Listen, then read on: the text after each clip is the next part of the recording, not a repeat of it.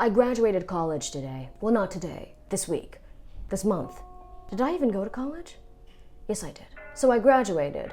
Now what? Ever since then, this is how my brain interprets every interaction. Here is your fried food, ma'am. Thank you. Unemployed. Huh? I said that will be $3.99. Oh, thank you. Failure. What? I said here's your receipt. Oh, English major. Okay, that's just a statement. I meant it as an insult. Now you may be thinking, don't people normally graduate in the spring? Isn't that the grand tradition, to scurry across a stage with a hangover, have an underpaid professor hand you a meaningless diploma, and then shoot a smile at your family, who's honestly just shocked that your incompetent self managed to graduate in less than 5 years? Yes, you would be correct, but I had some random electives I needed to finish. I will say, taking Intro to Postmodern Dance Theory over Zoom was a bit awkward, especially because my classmates could see my Elon Musk cardboard cutout in the corner of my room. I tried to explain to them that I only use it as target practice for when I need to impress some cool kids with my sweet knife skills. A gang of children would aggressively snap on over to me like the Jets in West Side Story. They are fully prepared to harass me, but then I whip out my Hello Kitty blade and take out the left eye of the ringleader. They'd say, "Wow, you're so cool. We respect you now because you responded to us with violence. Let's harass that man in a wheelchair instead." But alas, it was too late. Now my classmates think that I'm a Musk fangirl, which coincidentally is also the name of my fragrance. I haven't felt this much shame since someone accused me of being a Limp Bizkit fan. Now, my university did technically have a commencement ceremony that I could have attended,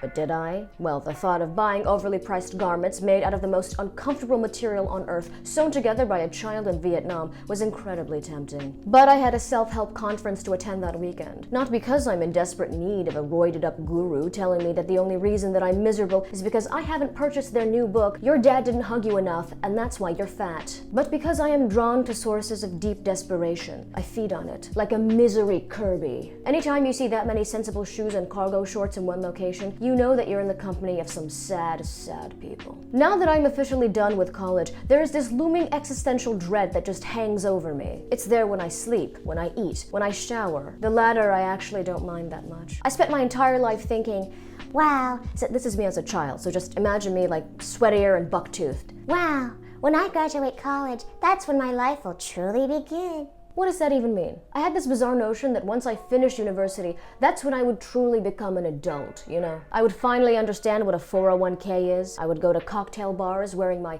finest clip-on earrings. I would yell out, woohoo, barkeep, spiked apple juice on the rocks, and smash the ice for me so that I can crunch on it. Why are you talking like that? An older gentleman would slide on over to me, pat down his toupee and say, hey there, pretty lady. Come here often? Oh, yes, I'm dependent on liquor. That's attractive. Now you want to go back to my Marriott suite? I'm in no rush because my ex-wife has the kids this weekend. Wow, and they say romance is dead. But alas, this has yet to happen. It seems everyone around me is moving on to bigger things. I'm going to grad school. I'm going to medical school. I'm building wells in the Mozambique. I'm getting married to my military boyfriend. We've known each other for 3 days and we plan on having 6.5 children. What are you doing with your life? Well, the other day I found a mole and I'm pretty sure it's cancer. I set up a GoFundMe to pay for my treatment. I attempted gaining employment. Give me a job. How did you even get in here? Is that your Audi parked out front? Would be a shame if something happened to it. Is that a threat? Yes. That shows resolve. You're hired. Really? No, get out. Can you validate my parking? Perhaps in an attempt to understand where I am, we should look back and see how we got here. The year is 2016. I am a senior in high school with only one goal in mind, to get Stevie Wonder to reply back to my tweets. But also, applying to universidad. Now there are several methods of scamming your way into school. Maybe it's an Ivy League, where you will brush shoulders with future war criminals and Republican senators that will be caught with go-go dancers in a Miami hotel. Or maybe it's just a school that's willing to overlook your criminal record. Here are the tactics that I used. First, I needed some dinero. I tried masterfully manipulating my parents into giving me money. Give me $1 million, please. For what? I didn't think I would make it this far. That failed, so I resorted to plan B, a much more subconscious method. At night, I would crouch by their door and whisper, give me money, give me money, give me money. I would try my best to do the Mr. Krabs money hands. They couldn't see it, of course, but it helped me keep in character. It works. Transfer complete. Now, I couldn't have my parental units pay for my tuition up front themselves. I needed the money in my own account. And that's because I couldn't have them interfering with phase 2 of Plan B, buying my way into college. I saw the whole Olivia Jade scandal as an instructional manual. My parents parents would have opposed this plan because they're actually good people, but thankfully I have never let my principles stand in the way of getting what I want. Uh-oh, upcoming issue. Most colleges need more than $1 million to guarantee admission. Dang it.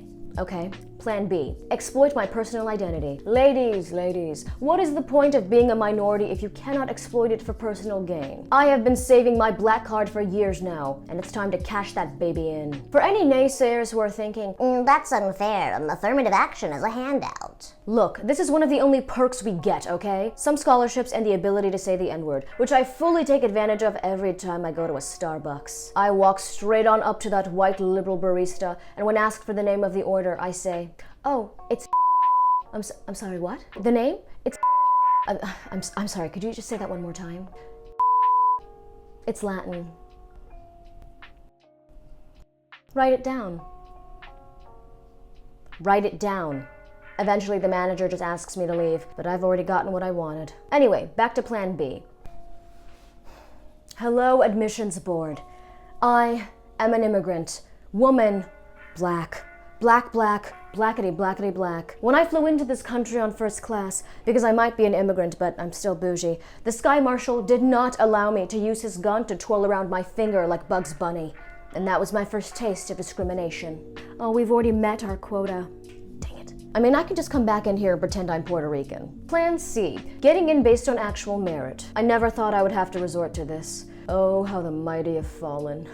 Thankfully, I had anticipated that my first two plans of action would fail, so I tried to do well academically. Combined with a smattering of extracurricular activities that included campus ministry, where I was tasked with encouraging freshmen and telling them that they were all beautiful and worthy and other lies. Speech and debate, where I would perform blasphemous one-woman shows for the speech portion, and debate speed-talking wasps for the other. Art society, where I drew a cross-dressing alien sipping on a Capri Sun in the corner of the senior mural. National Honor Society, where I tutored kids in chemistry by making them watch Breaking Bad. And finally, theater, where I was in a single production playing my dream role of an old spinster woman who fans herself aggressively. Her name was Mrs. Van Heusen, and she was in The Matchmaker. I did break my fan on stage, and the performance was met with tepid applause. Thankfully, this was enough to get me admitted into my top school, NYU. After years of watching Law & Order SVU and that one docu-series about how rich teenagers need to be euthanized, I was ready to sink my teeth into the Big Apple. NYU had everything. Wealthy international students who could have bought me if they wanted to. Not that I would have objected. Ni hao, master.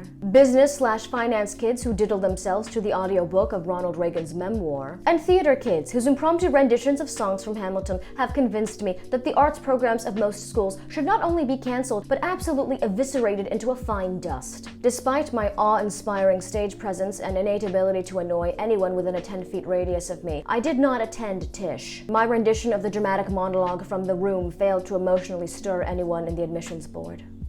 During orientation week, I witnessed one of the most haunting scenes that my beady little eyes have ever seen. And this is coming from a woman who once saw a grown man dressed as Rainbow Sparkle from My Little Pony eating an onion like it was an apple on the metro ride back from Otakon. This man's name? Albert Einstein. Some older students were putting on a performance of various Broadway songs. The auditorium went dark. The performer began singing a song from Dear Evan Hansen. It's about that elf boy who breaks his arm from, I don't know, pulling the page too hard. I've never actually seen it. But, completely unprompted, everyone in the room begins to stand up and sing the song. They know every word. They have accompanying choreography. How? It was a slow song. So after a year of loitering in Washington Square Park, pretending to be the pigeon lady from Home Alone 2, I decided that spending every cent of my money at an institution that refused to take into consideration my idea of changing the school mascot from a bobcat into this image of Kris Jenner was just not worth it. So alas, I crawled my way back to the suburban hellscape of strip malls and 7-Elevens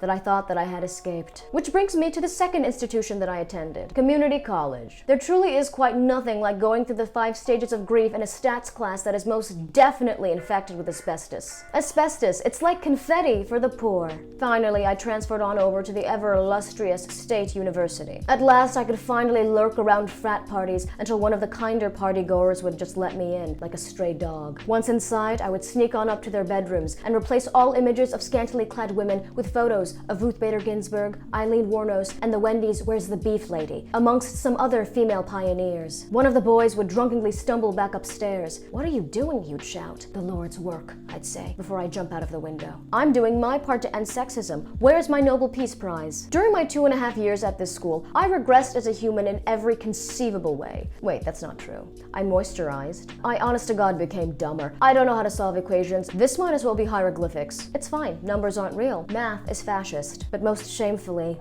during those 2.5 years, I engaged in an extracurricular activity that I am still repenting for. That's right.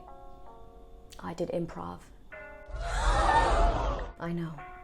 Father, forgive me, for I have sinned. Some sins can never be forgiven. Just as I had turned 21 and was ready to start my version of Hot Girl Summer, which is reasonably attractive in the right lighting spring, the virus that shall not be named decided to drop her first single and became a worldwide sensation. So then I had to shake my melanated cheeks in the confines of my own room. I would do it in front of the window because there's a priest that lives across the street and I want to remind him what he's missing. That's right, I tempt clergymen. I've broken 10 so far. I collect them like Pokemon. My final semesters of college were a somber series of Zoom classes where I learned the hard way to make sure I was muted before I let one rip. Thus, I ended this chapter of my life, not with a bang, but with a whimper. I now stand at a precipice. Where will my future take me? Somewhere warm, I hope. Maybe Tampa. I am terrified, confused, unsure, and a little constipated. Maybe instead of comparing yourself to an idealized version of who you want to be, you can set small incremental goals and work towards that. Progress is not always linear. Mistakes will be made, but wallowing in self-pity is a fruitless endeavor. Who the heck are you? I'm your consciousness, sweetie. Oh, I traded that thing off years ago. For what? For this. Oh, that was definitely worth it. Oh, I know. Okay, well then I'm not your consciousness, I'm a ghost. That's hotter. Did you process anything that I just said? No, not really. I tried.